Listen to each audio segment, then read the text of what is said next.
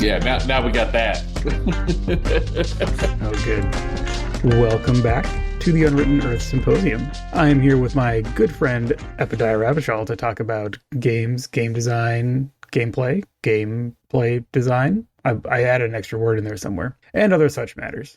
And I'm here with my good friend Nathan Paletta to talk about all of that, all of the above, with the games and the gamey games, the truly true role-playing games. The truly true role-playing games. Man, it feels like it's been months since we recorded, and I know that's not true. It's been almost a month. Okay, all right. And a lot of stuff has happened. Lots of stuff going on. Lots of stuff has happened. We are also here with our new friend, Craig, the Discord bot. Yes. We're recording under a new regime. Skype has left us, and we are now moving on to Discord, who is about to go public. So we'll keep you updated about where we go next. So that's just to say that if this episode sounds different, it's probably because we're recording in a different fashion. I'll do my best, but we'll see how it goes. We've done some tests, but this will be the first actual, we save emergencies for when it's live, so we will see how it goes, but I'm sure it'll be fine. One thing this does open up is another thing we're going to test, which is that our plus expenses recording, we're going to have open to Discord folks, Discord scholars, to drop in and participate. By the time you're hearing this, we've already done this experiment. So if it goes well, we will continue doing it. And we're excited about it. But we're excited to try it out, yeah. Yeah. And if it doesn't go well, then we were always skeptical of it and thought it was going to be a bad idea. Right. Whichever we need. As a reminder, Plus Expenses is the other podcast that you get for being part of our Patreon. So you don't have to be part of the Patreon to be on the Discord, which means you don't have to be part of the Patreon to participate in it if you would like to. But to hear the recorded episode, you do need to throw us a couple bucks a month, though there's a 7-day free trial over there if you want to check it out and see if getting twice as much podcast, in addition to other things that we'll be publishing soon, is for you. Yeah. That's over at patreon.com/unwrittenearths. But enough about other podcasts. Let's talk about this podcast. My mom has listened to this podcast.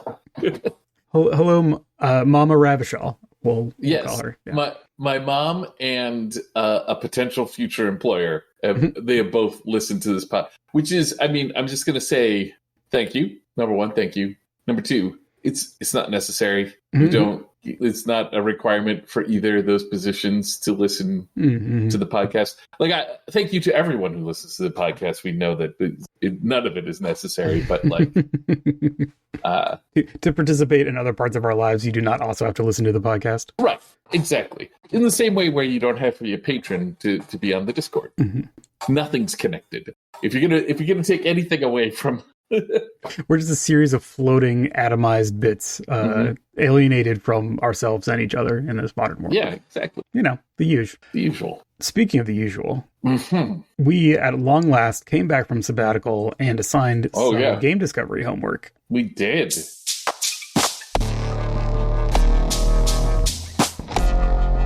Did you do yours? I did do mine. Mine was weird. Weird in the context of game design homework, I guess. Well, mine is interesting. I'll say that, yeah. Same. So I will go ahead and remind all of us what our homework assignment was now.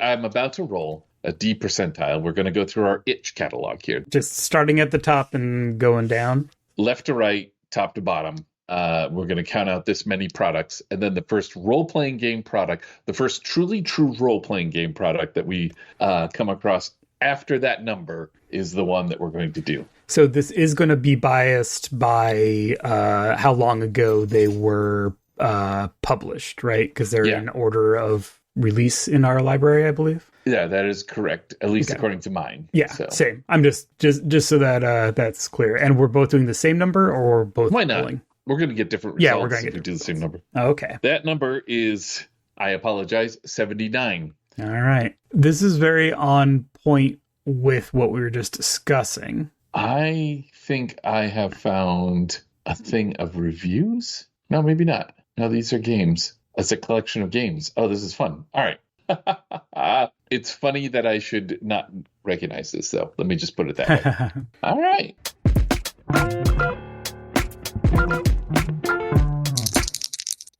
And we're back. We got some Foley in there, maybe. I don't know. That was good. All right. So, yeah, as you just heard, we rolled, and I think we went, was it through our itch? Yeah, it was through our itch library. It was pretty far down. Yeah. Well, so what I ended up with was the one-time journal of findings in RPG game design, the Epimus edition, which I'm going to just be a little embarrassed here and note that despite having handled this in some way on some past Epimus, it just flew under my radar. But in my defense, that is a very busy season for me, and I'm dealing with a lot of things. In your defense, Epimus had lots of things that you had to handle. Yeah. So this is a collection of incomplete game design. Like, these are things that people, they kind of went through their collection of things that they're working on and shared. I actually find it amazing. It says the one-time journal, which to me is both horrible, because I would like there to have been more than one, but also completely understandable. Right. This is not a commitment. This is a one-time deal. Yeah. Yeah. There are 1, 2, 3, 4, 5, 6, 7 authors, so 7 people attributed to it, and then edited by Slade Stolar. I'm going to murder some names here, but I'm going to go through them and see if I can do this. Giacomo Vincenzi, Maria Rivera, Michael Siebold, Mel White, Paul Sega, Jason Tocci, Tocci, Bill White. Tocci. If it's Italian. Yeah, Jason Tocci. All right, so apologies on all of those names. Bill and Mel are really shaking their fists at you right now. Yeah, I had a little trouble with those. Bill White? What, White? Friend of the show, Bill White, I dare to say. Yes. So they each, like I said, they each had, I'm just going to jump into it. Get into it. I'll give you a general overview of what each one of them is. So basically, like I said, they're each like, I think people just pulled out their notes and made them as available as possible in that moment. A lot of them end it with like a little comment about what they had hoped to have gotten done by this point, which is so relatable. Like this. Right. Are they specific projects, like working on a game that has not yet been completed, or is it more like, I guess you'll tell me, but I guess that's what you're telling me right now. Yeah, I suspect it's a collection of like either things that have been like stuck in people's heads, or things that they're working on and they haven't quite gotten so far. I think they all have like a different raison d'etre. So each person is kind of like giving you a different little bundle of whatever they've been working on or have been thinking about. And I'm going to it's just thing I'm going to repeat each time we do this, but I want to be like really clear that I am neither a game historian nor a game critic. I am coming at this as the eyes of a designer.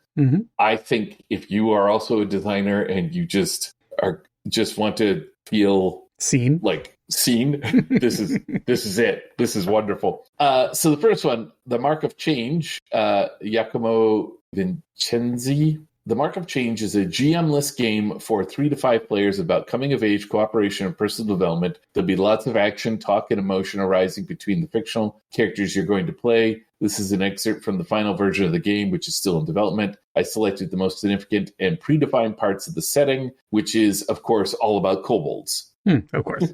And it's great. It's a very fun read. This is mainly setting material about kobolds. It goes on for 6 pages and just talking about their culture, how they're, like their physical, like what their physiology and ecology kind of thing. It makes mention in the conclusion about the rules and mechanics. And we talked about this last episode, I think, where we were like, we all know what we're talking about when we say mechanics, but we can't actually define what a mechanic is, right?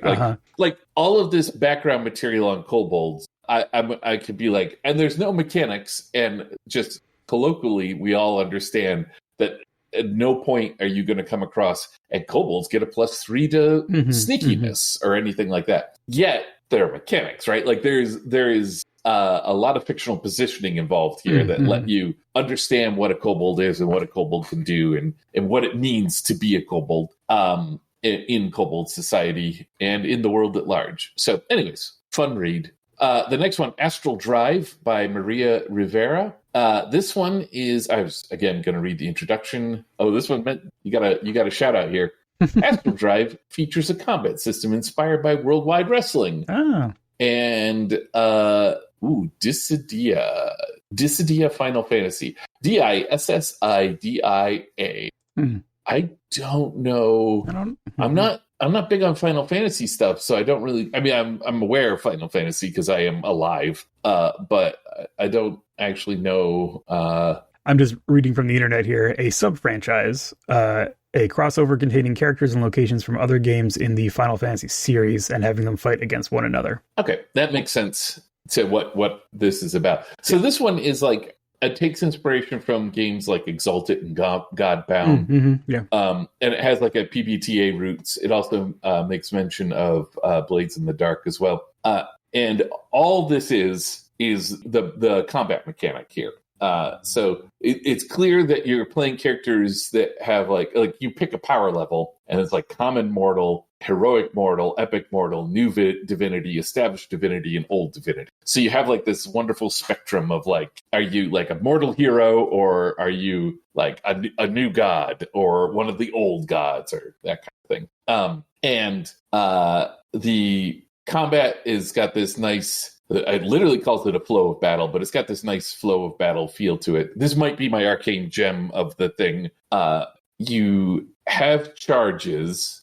You pick how many charges you start off with, and then your hit die, which is how effective you are, is inversely proportional to the number of charges. Mm-hmm. And the flow of combat is you roll to see if you maintain control, and so far you have controlled the narrative, and you bring it to a key point, at which point you make another roll. If you succeed, you get 2 charges and you maintain control. On a partial success, you pick whether you get 1 charge or you don't pass control to the other player. And if you fail, you pass control and they gain a charge. Yep. And so the charge is like, you can also spend 2 charges to interrupt someone and take control, or they can spend 1 charge to prevent that. It's got a focus mechanic, which, in the past, I've talked about how much I love this from the Usagi Yojimbo, the Sanguine's Usagi Yojimbo game, where like you just don't do anything in this round of combat except focus.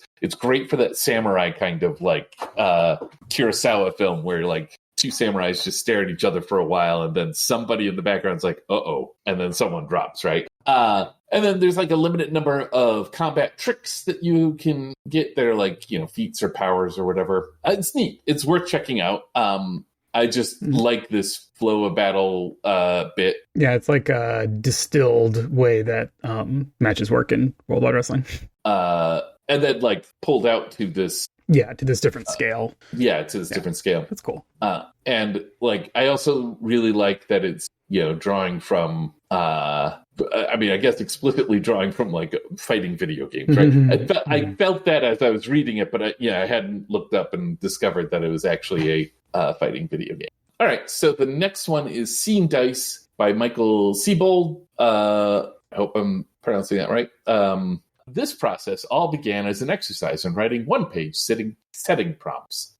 The prospect of using a reducing resource die to change the scene, I fully attribute to Max Vanderheyden's work with one-page dungeons. When I first took note of Max's use of the 1 to 3 result and descending deeper into the dungeon, the bits started falling into place. Right, so this one is, as it is just stated, you're rolling a d12, and you have like a table of things that help to set your scene. One of them here is like, you roll a d12. If you roll a 12, you get a revelation, an old truth only now understood. Or if you roll 10 to 11, you get secret schemes in the dark. What's at risk? That kind of stuff.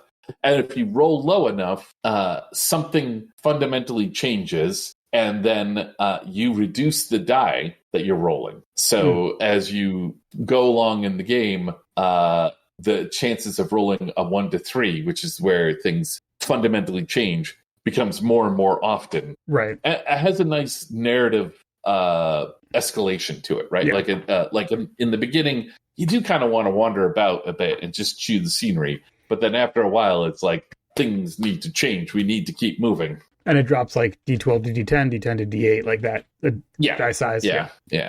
So that's really neat. The next one, characters and connections, situation generation using playing cards for characters and issues. Mel White. Mm-hmm. Big fan of using cards to set stuff up. Yeah. And this is great. Like the whole Oracle is in here. You draw from a deck of cards to get like 2 characters, and then I'm going to paraphrase what is just written in front of me here instead of just draw 8 playing cards. The first 2 cards represent characters, or sometimes artifacts or other elements of the setting. The next 6 cards represent connections. In sequence, they define the character's relationship, the issue they confront, a hook to involve the player characters, the resolution one or both sides of the issue desire, the key obstacle preventing the resolution, and finally a twist that changes the character's situation in some way. Mm-hmm. So just like a whole thing. Like you just get a whole scenario just by drawing these 8 cards. And it has an example oracle with the intent that, people make more. I might be reading that intent in there, but it certainly felt to me like, oh yeah, absolutely take this and do your own.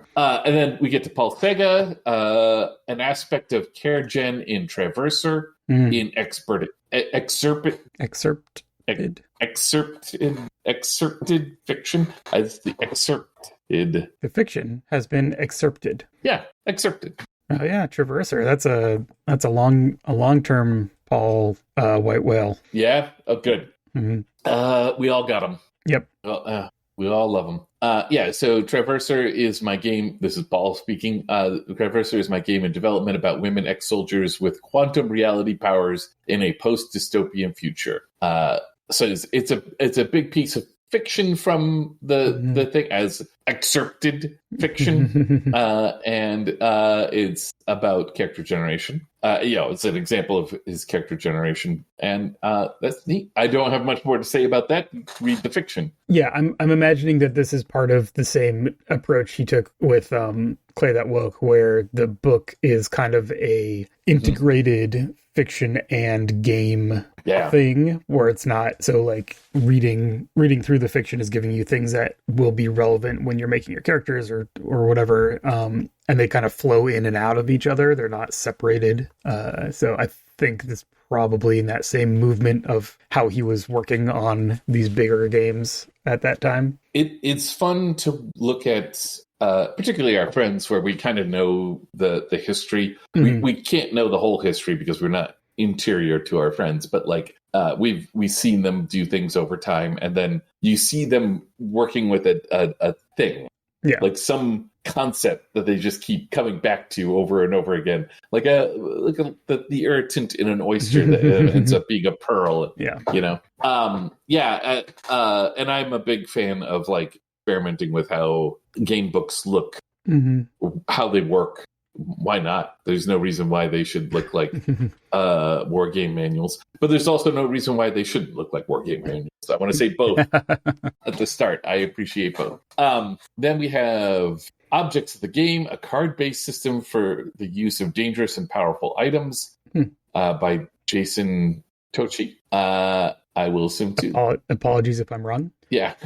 In his introduction, he says, Odd Luck Charms is a card-based RPG in which once ordinary people arrange awkward capers to collect everyday items with strange powers. With a call out to The Lost Room, which is a TV miniseries worth checking out, that was produced by a fan of our previous show, 200 a Day. That is what's his face? Was that Haddam? What's his first name? Richard? Robert? Did he write it? Come on. It's hard to name drop when you don't remember the name to drop it. Richard Haddam. Richard Haddam, friend of the show. Friend of the show. Friend of the previous show. Friend of 200 a Day. Yeah. Also call out to Warehouse 13 and Fiasco. He says think Warehouse 13 and The Lost Room meet Fiasco with the GM. So, and this one's another, like, you've got, I think, the full deck of cards, so you pull them out and you get a list of these items, and then, like, the dryer sheet that makes its bearer quite persuasive while rhyming, that kind of thing. And some rules to go along with that. I'm kind of flying through these now. I think that's fine. Pangalactic, science fiction role-playing in alien worlds by Bill White. He says in the introduction, Pangalactic is a work in progress, a science fiction role-playing game of adventures on far-flung alien worlds across a galaxy. It adapts principles I've used in running Classic Traveler at conventions and tries to make the game playable in a 2-hour con slot, letting players create characters and participate in adventures. Some of the material here will have been simplified to make that possible, but the heart of the idea is presenting players with a world and a set of adventures, spurring questions that they answer in character at the start of the game. This establishes a situation that is addressed in the actual play. This has got some charts and some die mechanics that like are both very simplified, but also feel very traveler-y. They're full of traveler-ishness. Traveler-ishness, yeah. He's got the event die, which is a D6 roll. If the question at stake is whether or not something happens, the GM can assign a probability based on the likelihood and then roll a D6. Then the chart is telling you the probability of rolling that or more on a D6 by percentile. So I love that. Like, I don't know what his intentions are at all. But the fact that, like, you're just going to be rolling a D6, but I want you to think about the percentage chance. Yeah. And I love that. There's more. There's even like a nice like compare this to that chart. It feels old school, but also I haven't played it, so I can't tell if it's all like streamlined. But yeah, it pings a nostalgic feel in my brain that. And that's the extent of it. Really neat document. I recommend checking out. Like I found it on itch. Mm-hmm. We'll put a link in the show notes. Yeah. So in terms of game discovery, right. Do you have maybe not necessarily an arcane gym, but kind of like a takeaway of looking at this kind of thing in context of like how can this kind of documentation or putting these ideas together like be useful for us? I have an arcane gem just about the astral, I forget the name of it already, the combat one. Just watching the flow of combat and being like, instead of making combat about my number versus your number specifically, having this flow thing, but like that's kind of a nebulous arcane gem there. But I think as a document, I think it's really neat. Like, I like that it's collected. The fact that it's collected is why we're talking about it now, right? Yeah. Like, we wouldn't be talking about it now if I was like, I have collected these 6 blog posts that people have made over the past, 5-10 years or, however long ago this was. And I just want to kind of run down these blog posts. That's fine. Like, that's perfectly fine. That's a great way to get the word out there. But like having a document like this, it's just like, hey, this is what I'm thinking about. I just need to state it. There's something about the having it be that diversity of authors where they're all, I mean, I know a couple of them as it turns out. But just from hearing the summaries, it's like, here are a bunch of people who are not only at different points in their design trajectory, but also interested in different things in their games. Yeah. But they still have like kind of resonance with each other in terms of saying, here's a excerpt, if you will, of a larger idea that is it's not totally out of context, because I think it sounds like most of them give you kind of the context of like what the intention is for using this system or whatever. But they're also in space of like, but this isn't done, or this isn't, or the rest of what this needs to work isn't present. Right. And it's just like, that's just how the process is, right? Like, that's just snapshots of the process in different stages, which is really, like you said, it's very much like, here, everyone goes through these issues of like, where am I with this? Do I have everything that I need to make this work? Does this even work?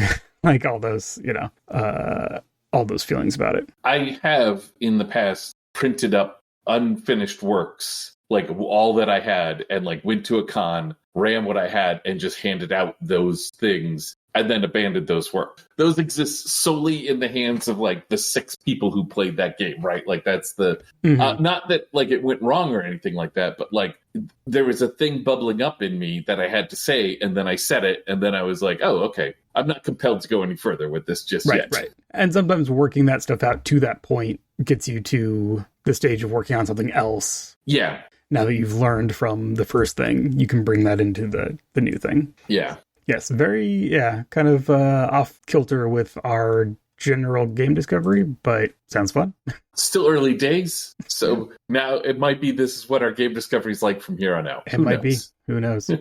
So what'd you get? So I have kind of the similar but different, similar but opposite, inverse kind of situation. So this is called Victor's GMless Oracle. I will read from the brief introduction. It is a simple oracle for GMless solo and cooperative role-playing games. It is inspired by the robust tools offered in Mythic by Tana Pigeon and Ironsworn by Sean Tompkin. This is by Victor Gonzalez, published by Cursed Knight Games, and I will put a link in the show notes. So this first posits the typical GM oracle, right?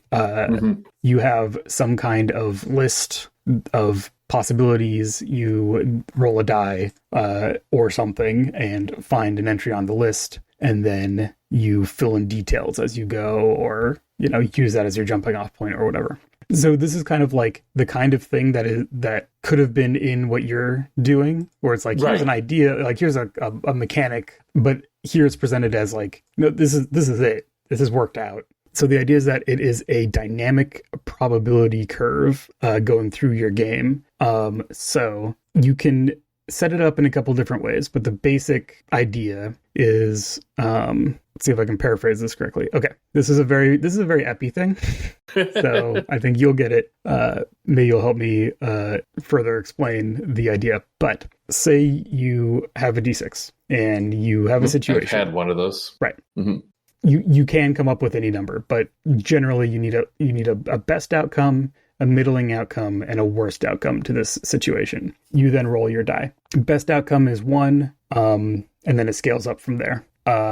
Whenever the best outcome result is rolled, so it goes best outcome, 2 plus 1s, 2 middling outcomes, and a worst outcome, kind of, if you're assigning 1 to every number on the D6. Anytime you get the best outcome, you check off one of those plus 1s, and you apply that to all future rolls. Okay. Anytime you get a worst outcome, you remove all plus 1 modifiers. So the idea, kind of similar to the dungeon thing, the idea is that as you go through a series of situations, you are going from the widest possibility space to one that is going to be potentially worse and worse for you. But then once you hit that worst outcome, it resets and you have that wide space again. Right. Okay. Yeah. I see what you're saying. So getting a best outcome pushes you towards the worst outcome in your next roll. Yeah. Got it.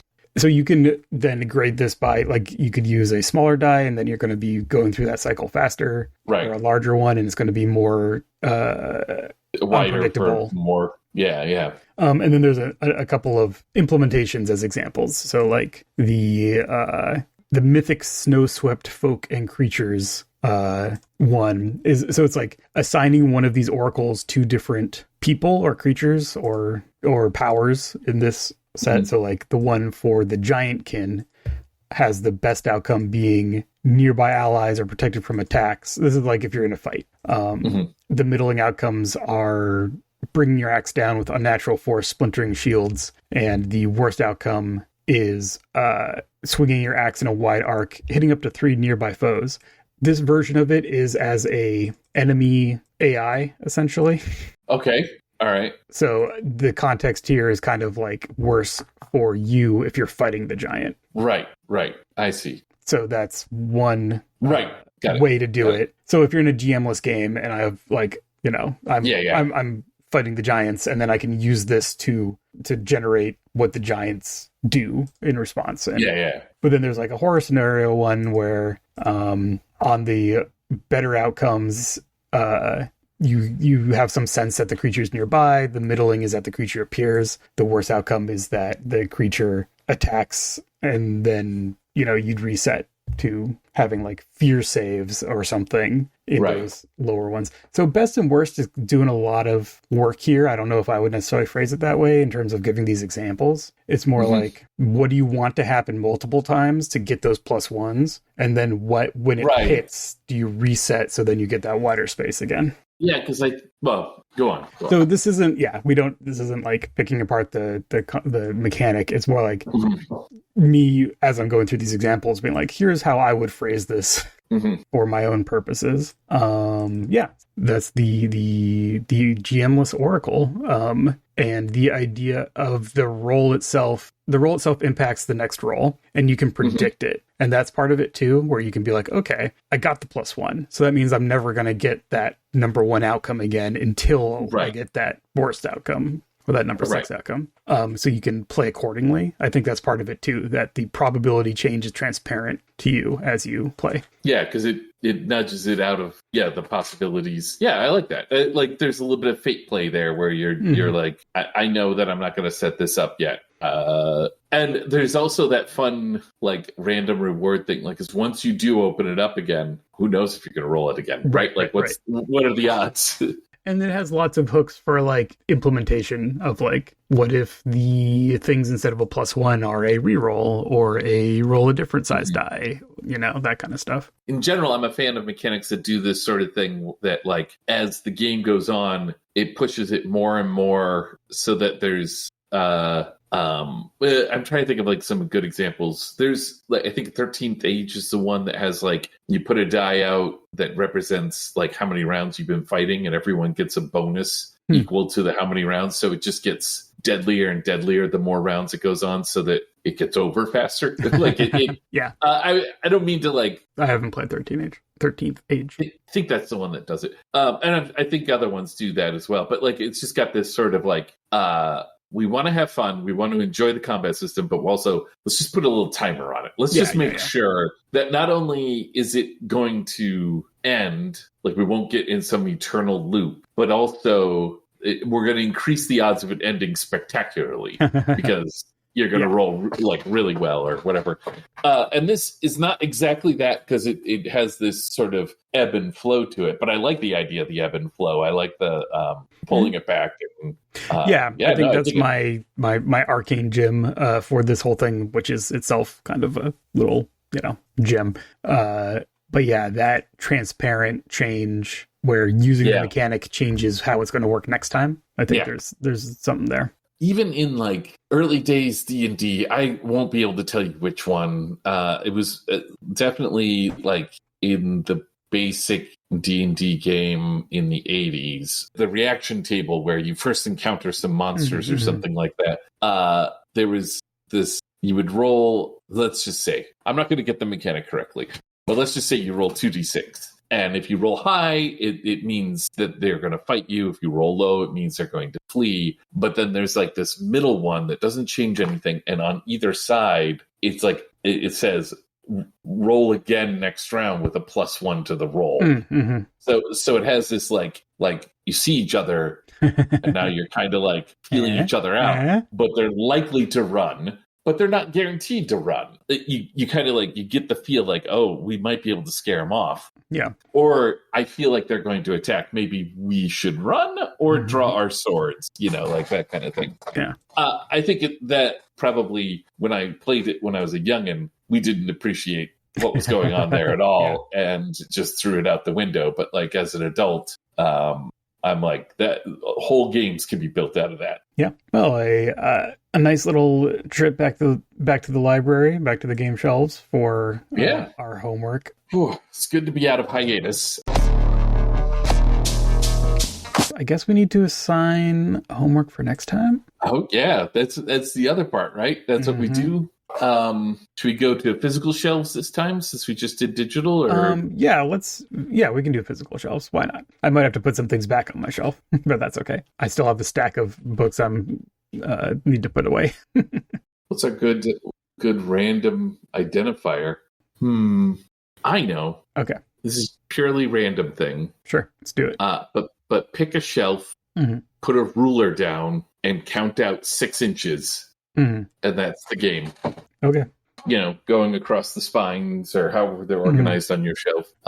Pick a shelf relatively at random and do that. How's that work for you? Sounds great. We'll do whatever is 6 inches in. 6 inches in. I don't know why that sounds bad, but it just sounds bad. But let's do it. And we will report back next time with our findings, both the game that we get and then the arcane gem that lies within. For international audiences, we are talking about 53 millimeters. Oh, sorry. These are centimeters. They're 10 centimeters to a millimeter, or 10 millimeters to a centimeter. There you go. Yeah. So, no, what I mean is 150.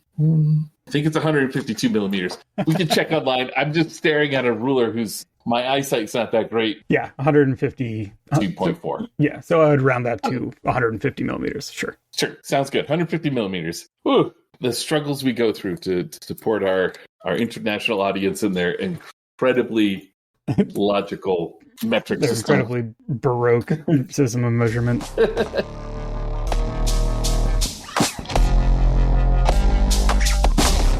Shall we discuss a topic that has bubbled up in the Discord? Yeah, let's do that. Do we have like a bubbling sound effect that we could...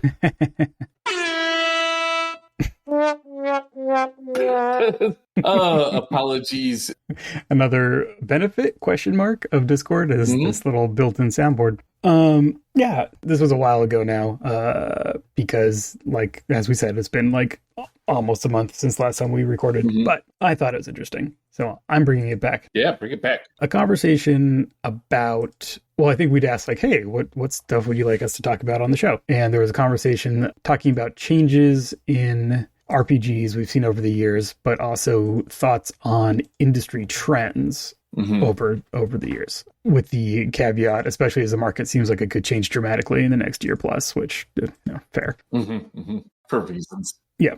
Listener, patron, friend of the show, John commented that I don't see you guys as chasing or paying attention to industry trends or the zeitgeist to maximize your revenue. I see you and Epi as following what interests you at the moment, following intriguing ideas down rabbit holes, going, hey folks, this is fun, check it out, and occasionally getting so inspired that you make a product. In other words, you are originals. So thank you for that. I do appreciate being seen as not being able to chase large revenue.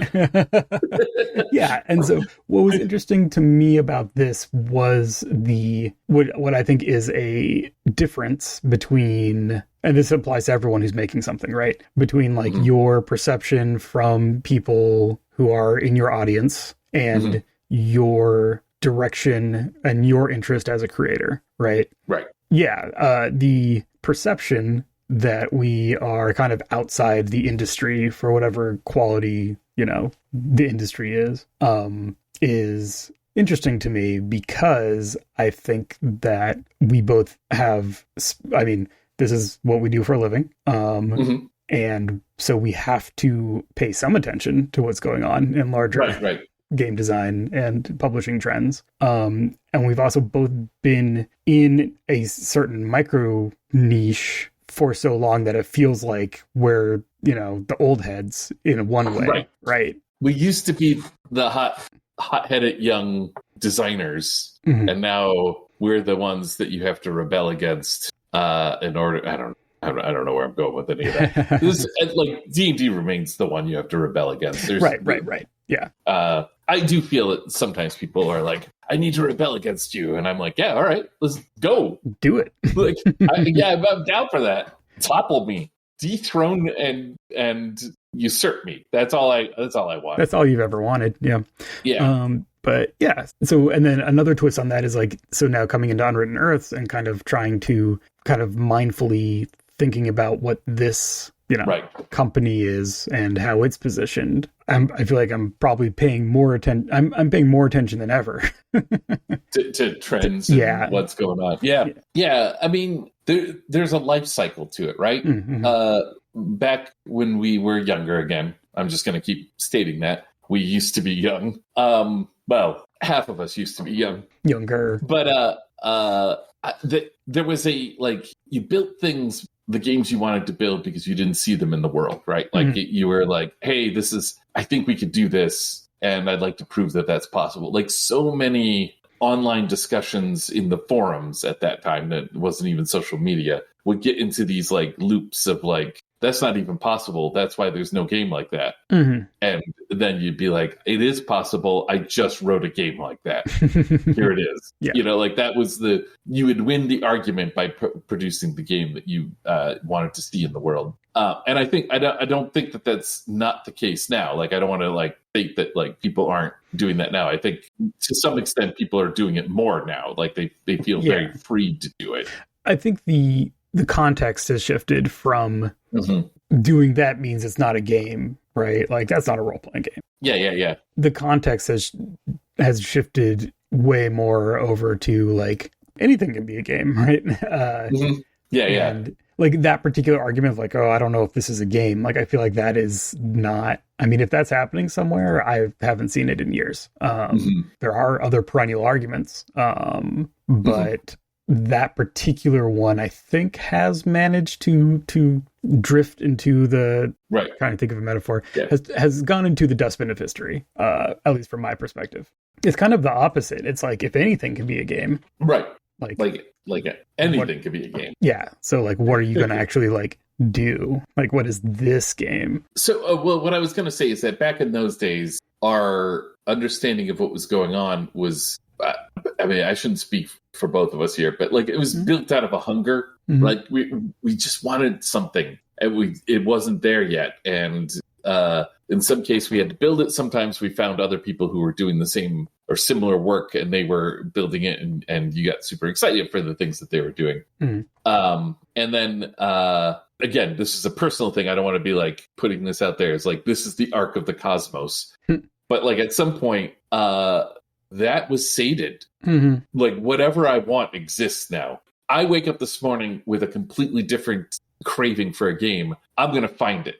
Like it like if I don't find it now, next month it will. Like they're being created at such a rate, right? To the point where it's you could be like, man, I got a real craving for like a mecha game, and like in the aughts, in the 90s, that was like 6 games. And you're like, I have a craving for a mecha game, but I don't want to do Mech Warrior, and I don't want to do Heavy Gear, and I don't want to do Mechaton. And then, like, now it's like, I have a craving for a mecha game, but the teenagers are also living in a Jane Austen romance. Right. And it's like, it's out there. So yeah, I'm pretty sure I know the game you're talking about. Yeah. Like, it's just you could dial down to whatever the specificity, and you could be like, and also I wanted to use cards. And also I wanted to focus mainly on how good at dancers they are and their robots. You know, I'm saying these things. I'm trying to come up with like a ridiculous one.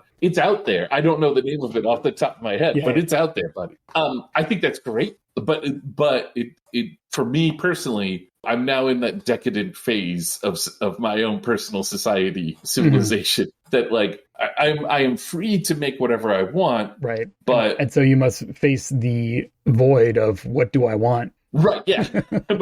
I must now look at myself. Right. And I don't want to do that. Yeah.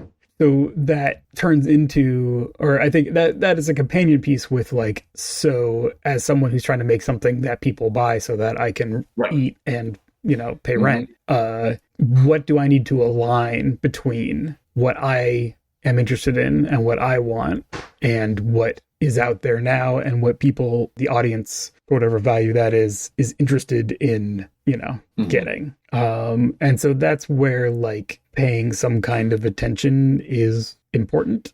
Yeah. And I think that can come, you drift in and out, right? Like it depends on where you're at with your own, creative stuff and how interesting other industry trends are to you. Like, for example, I'm not a huge mecha person. So the fact that there's like this ongoing, and we're not just hammering on this because it's kind of fun, like there's a lot of mecha games. People are very into them. There are multiple jams about doing things with mech games, and there are very popular new mech games that have come out in the last couple of years that people continue to play. I'm not really into those, just for whatever reasons. So you got your Vesna Thaw? Yeah, I did my mech game. I already did one. I did one in 2013 or whatever. Yeah. So I forgot that I did that. That game's good, actually. It is. It's a good game. Yeah. Shout outs to Tony, who did the maps for that game too. Oh, nice. Yeah. Anyway, but because I am in the wrestling space, I do try to pay attention to what are the other wrestling games going on, right? What are the interesting things that I can learn from what other people are doing? Some of them building off of what I've done, and some of them reacting and pushing back against what I've done, right?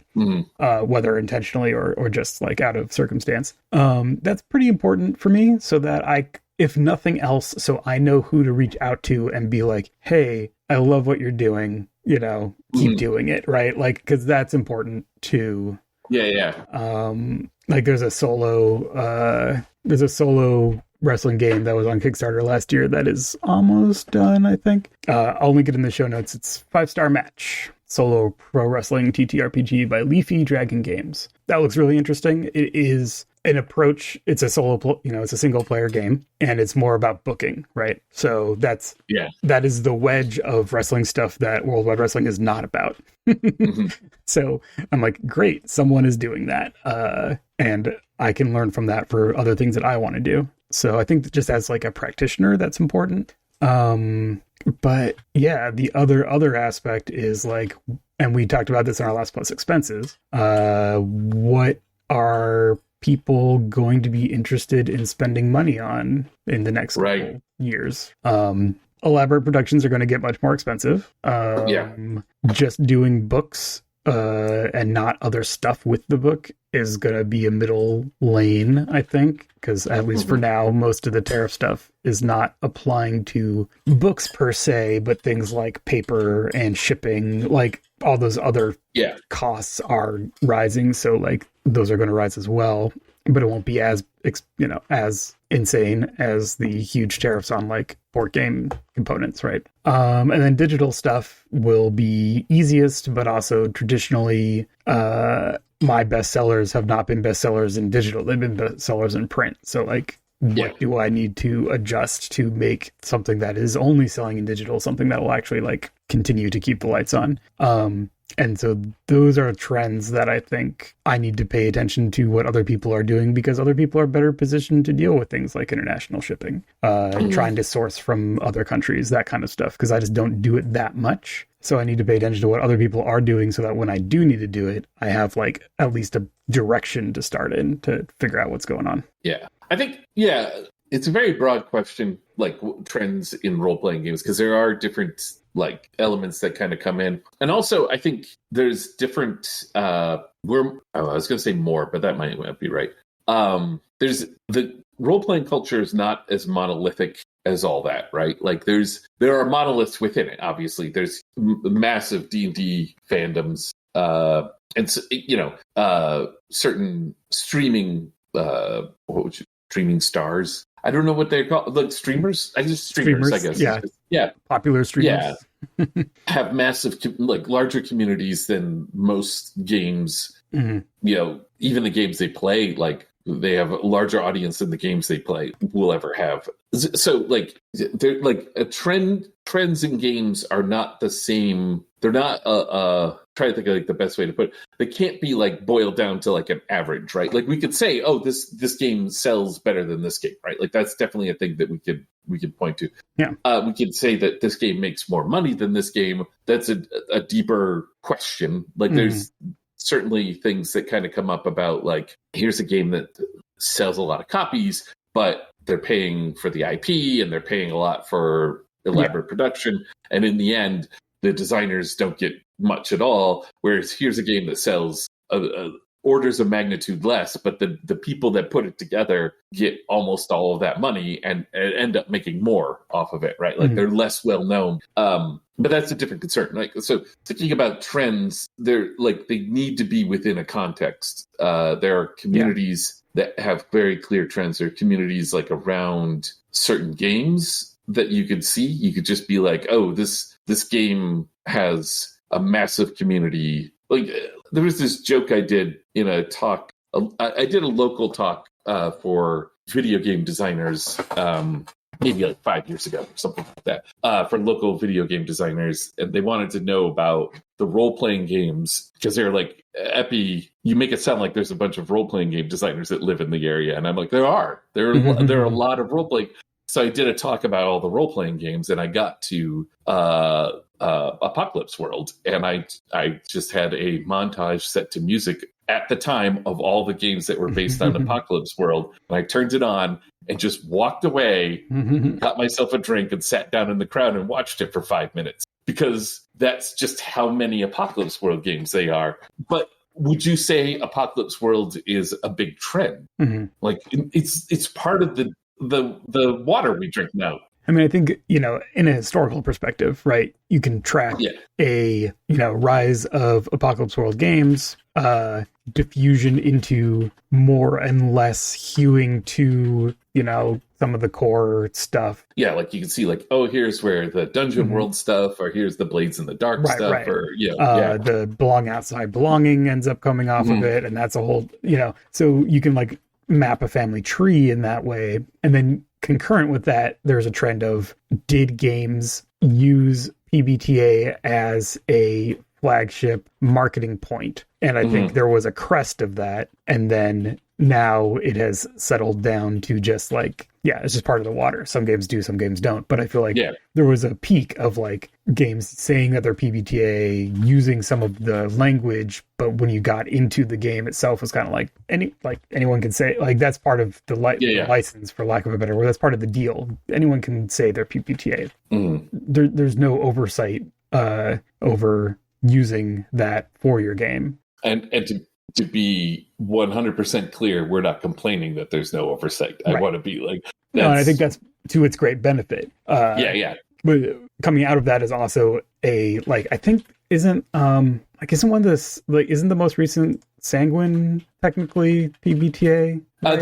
They did some PBTA stuff a few years back. I think they're definitely influenced by it. Like, it's clearly like an influence, but I think in terms of, there's some stuff where you like pick it up and be like, oh, I didn't know that they were using this as an angle for talking about the game, right? Yeah. Anyway, I think the whole rise of like SRDs, right? People having a system resource document, either an open source or free or whatever. Like, here's the system of the game, and then having like a cute name, like hailing from Worldwide Wrestling, for example. Yes, like that's definitely a trend that I think was post PBTA, and I think because of that success of how Powered by the Apocalypse worked, was kind of an opening to like, oh, this is potentially a strategy to like have other people build on what I'm doing, if that is something that I want other people to do. Before Apocalypse World, there was the third edition SRD, obviously. So that like kind of establishes like that idea. I think Fate did one early as well. But before PBTA, we just called them hacks, right? Like, this is a hack of whatever. So that's kind of a stylistic trend that has changed. I don't know. It's most of the like trend stuff is very like, you have to look at it in historical perspective. I did, make hailing from Worldwide Wrestling as a thing to give myself that option of, if someone's like, hey, I want to do a thing with your game, I can be like, great, here's the information, here's a little logo you can put on it, have fun. As far as I know to date, I'm the only one who has done that, which is good for me because it means I have a clear silo of like these games. And then there's like other games where I'm not thinking about using, wrestling stuff for. This is certainly a tangent on all that, but like I have to state from my own personal perspective, not having that for things like, for instance, Dread, there are now a lot of Jenga based role-playing games out there that I don't ever hear about. And it's not that I need to hear about them. I want to be like, I control the Jenga verse. Right. Because I don't. I didn't invent Jenga. I didn't invent role-playing. I just made that peanut butter cup. That's all I did. But like, I like hearing about it. Like, it's fun. I guess I like hearing about it before, I walk into a game store and then see a bunch of them lined up. And then I'm like, oh, I never heard about this. Like, you feel a little bit like left out of your own trend, sure. That kind of thing. I'm not butthurt about it or anything like that.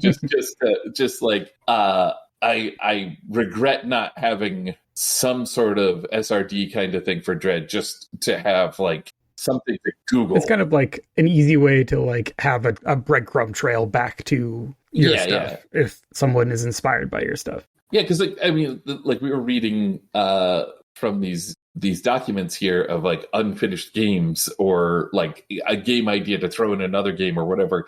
And in all of them, well, I shouldn't say all of them, but like a lot of them, people were like, here is the history of game ideas that inspired this. Yeah. And that's really neat. Oh, man, this is a whole nother topic. Like a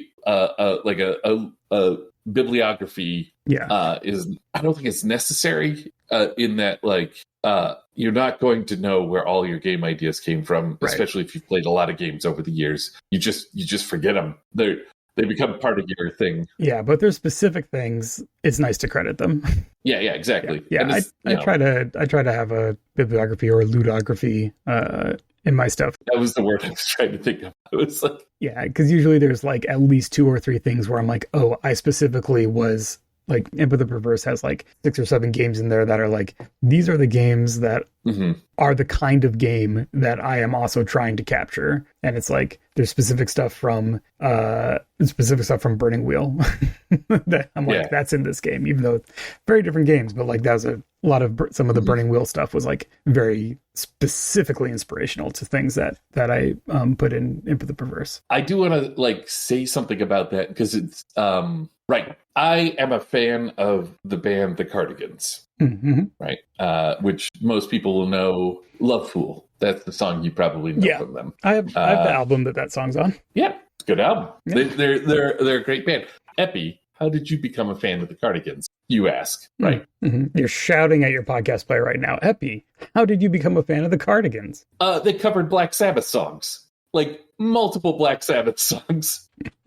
And you don't cover a Black Sabbath song without me finding out about it. I don't know why that's in my radar. Okay, so very different band, very different sound. I love hearing it. I love that sort of thing. And I love finding it that connection in role-playing games as well, right? Like, I love the dissonance sometimes that occurs when people are like, oh, I've got this mechanic that I did this with that came from this game that's completely different. Or, like and like not just completely different in its subject matter, like in the narrative that you tell with it, but like completely different with how the mechanics are put together. Like I'm deeply inspired by this way they calculate how armor works in combat, and I've used it now in my game about turtles and frogs joining together to make a jamboree.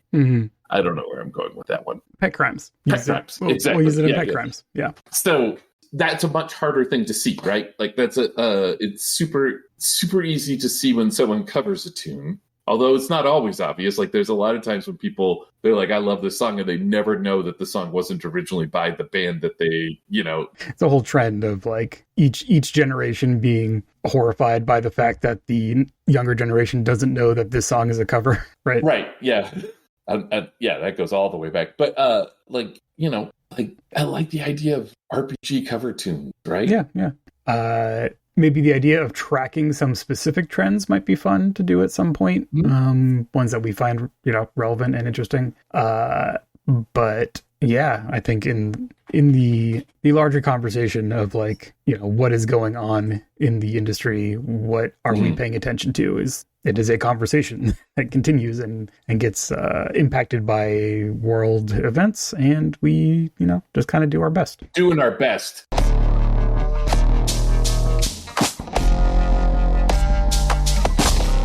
So, speaking of doing our best, I feel like we have done our best with this episode of the Unwritten Earth Symposium podcast. Thank you so much for listening. Do we have anything else in particular? So by the time this episode comes out, the annual 2025 Kickstarter will be over.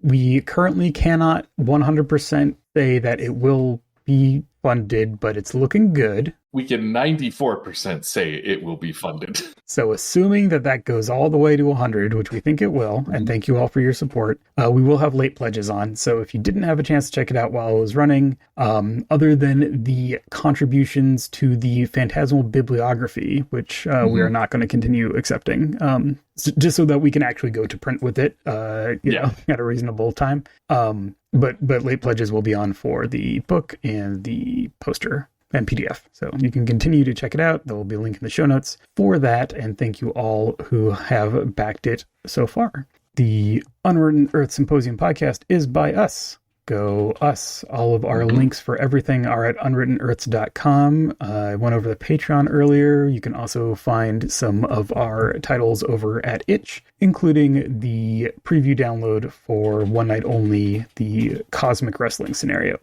example from the annual publication that I just mentioned. Like and subscribe, I guess. I don't think I always say that. Leave a 5-star review wherever you hear your podcasts. That would be nice. I will start taking a look to see if we get any reviews. If we get a review, I'll probably read it. So if you want to say something nice, I'll read it on the show. We're on the YouTube now too, right? Yeah, all of our shows are on YouTube. You could just run that in the background somewhere just to help out an algorithm. Yeah, for sure. Or leave a comment over there, I guess, and we'll if it's nice. Yeah.